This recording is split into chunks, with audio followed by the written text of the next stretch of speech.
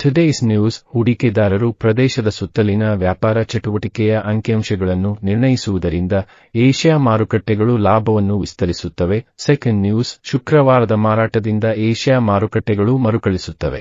China benchmark loan prime ದರಗಳನ್ನು ಬದಲಾಗದೆ ಬಿಡುತ್ತದೆ.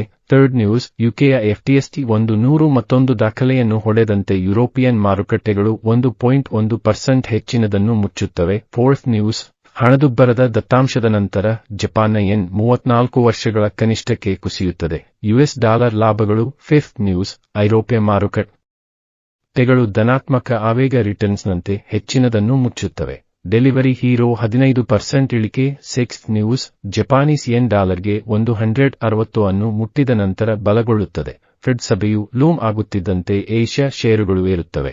ಏಳth ನ್ಯೂಸ್ ಯುಎಸ್ ಹಣದುಬ್ಬರ ಕಾಳಜಿಯ ಮೇಲೆ ತೈಲ ಬೆಲೆಗಳು ಲಾಭವನ್ನು ಪಡೆಯುತ್ತವೆ. ಒಂಬತ್ತth ನ್ಯೂಸ್ ವ್ಯಾಪಾರಿಗಳು ಫೆಡ್ ಸಭೆಯ ಮುಂದೆ ನೋಡುತ್ತಿರುವಂತೆ ಯುರೋಪಿಯನ್ ಮಾರುಕಟ್ಟೆಗಳು ಹೆಚ್ಚಿನದನ್ನು ಮುಚ್ಚುತ್ತವೆ. ಫಿಲಿಪ್ಸ್ 29%. 10th ನ್ಯೂಸ್ ಏಷ್ಯಾ ಮಾರುಕಟ್ಟೆಗಳು ಹೆಚ್ಚಾಗಿ ಏರಿಕೆಯಾಗುತ್ತವೆ. ವಾಲ್ ಸ್ಟ್ರೀಟ್ ಲಾಭಗಳನ್ನು ಟ್ರ್ಯಾಕ್ ಮಾಡುತ್ತವೆ. ಚೀನಾ ಫ್ಯಾಕ್ಟರಿ ಚಟುವಟಿಕೆ ಡೇಟಾ ನಿಧಾನವಾಗುತ್ತದೆ. 11 ನ್ಯೂಸ್ ಹೂಡಿಕೆದಾರರು ಇಸ್ರೇಲ್ ಗಾಜಾ ಕದನ ವಿರಾಮ ಮಾತುಕತೆಗಳು ಫೆಡ್ ನೀತಿ ಪರಾಮರ್ಶೆಯ ಮೇಲೆ ಕಣ್ಣಿಟ್ಟಿರುವುದರಿಂದ ತೈಲ ಕುಸಿತ.